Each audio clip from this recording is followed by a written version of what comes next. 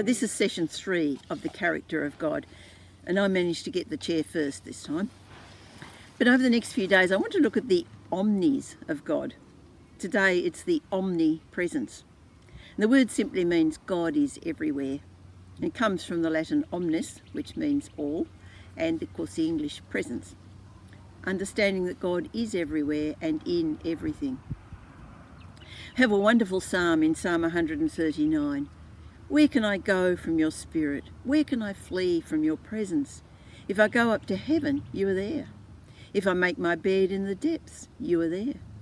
If I rise on the wings of dawn, if I settle on the far side of the sea, even there your hand will guide me. Your right hand will hold me fast. David's expressing how the presence of God is everywhere, not just on earth, also in heaven. It's just not possible to be outside of the presence of God. Now, the discovery that God is everywhere was something the early Hebrew people had to learn, because in ancient times, people saw their gods as being tied to their local land or their city. And if they went to another place, they would have to honour the gods of that place. And this was something, of course, the early Christians had to face when they went out to spread the gospel into other countries. In the 500s BC, the Israelites were taken into captivity in Babylon, and they grieved. Psalm 137 said, "How can we sing the songs of the Lord in a foreign land?" Their understanding of God had become so tied to their living in the promised land. But it was during this exile that they learned God was still with them. The account of creation in Genesis 1 is an account that has a pattern running through it, and that pattern is, and there was evening and there was morning the first day, and so on. And this was done in a pattern so that people could actually learn it, memorise it, because they didn't have the scrolls and things that they would normally have had. And so people were able to learn the truths that God created everything. They learned that even in these dark times, God was still there and God was with them. When Jesus left his disciples, he made the promise, "I am with you always, even to the end of the age." Such a promise for us to hold on to. We're never left alone. Doesn't matter where we are, he is with us. And also John 14:23, "Anyone who loves me will obey my teaching. My Father will love them, and we will come to them and make our home in them." We're never alone, even when times are tough. But it's not that God is just present in his people. He is in everything, every part of creation. His presence sustains everything from the smallest atom to the farthest part of this universe. God is everywhere.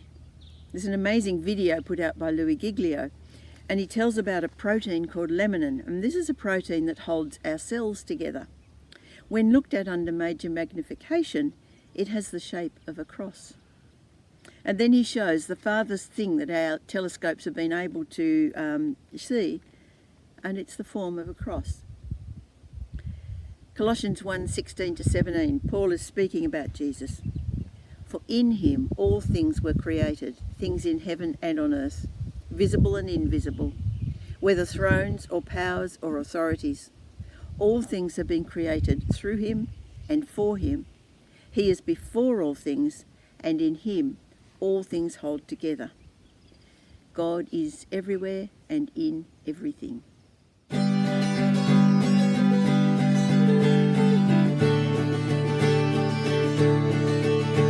the Word of God the Father, from before the world began.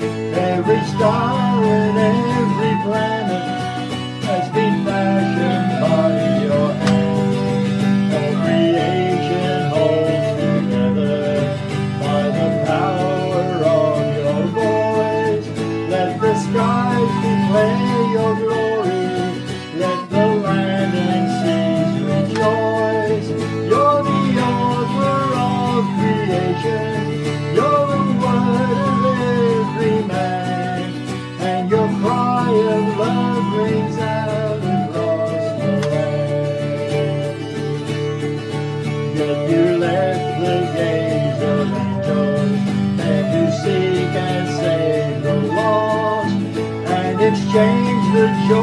of heaven for the anguish of the cross.